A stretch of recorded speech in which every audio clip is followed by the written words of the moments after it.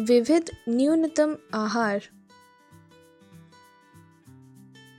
एक छोटा बच्चा बहुत तेजी से बढ़ता है और इस वजह से उन्हें बड़े बच्चों और वयस्कों की तुलना में अधिक पोषक तत्वों की आवश्यकता होती है। बढ़ती मांसपेशियों और आंतों में बहुत प्रोटीन की आवश्यकता होती है। हड्डियों में कैल्शियम की आवश्यकता होती है और मस्तिष्क को चर्बी या फैट की ज़रूरत होती है। केवल एक भोजन से आपके बच्चे को सभी आवश्यक पोषक तत्वों की प्राप्ति नहीं होती है। हर दिन उसके स्वास्थ्य एवं वृद्धि के लिए आवश्यक पोषक तत्व प्राप्त करने के लिए अलग अलग खाद्य समूहों से भोजन खाने की ज़रूरत होती है। ज्वार, बाजरा, मक्का और गेहूं अनाज के प्रमुख खाद्य पदार्थ होते हैं जिनमें कई पोषक तत्व शामिल होते हैं।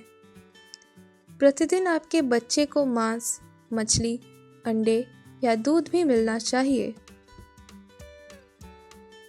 यदि पर्याप्त पशु उत्पाद उपलब्ध नहीं है तो विभिन्न प्रकार के दाल और सोयाबीन का दूध भी प्रोटीन का एक अच्छा स्रोत है।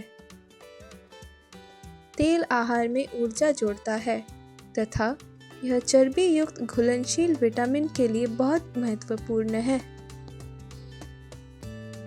फल और सब्जियां बहुत आवश्यक विटामिन और खनिज का स्रोत हैं। खासकर संतरा और लाल फल तथा हरी सब्जियां विटामिन ए के लिए बहुत अच्छे हैं।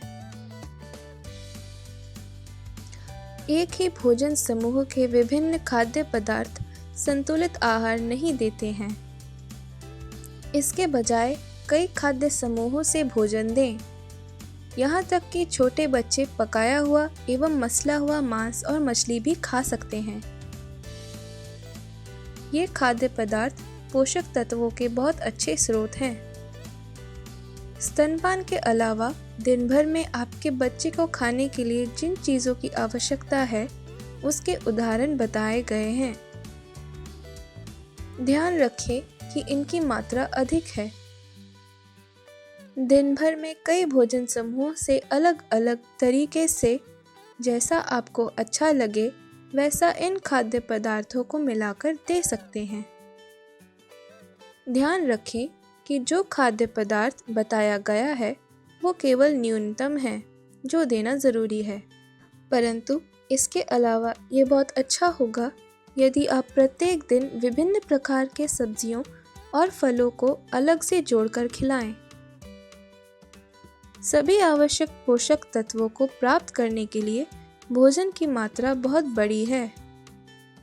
इसका मतलब है कि एक छोटे कटोरे में अधिक मात्रा में खाना मिलाकर देना है। अत्यधिक पानी या चीनी मिलाने की कोई आवश्यकता नहीं है।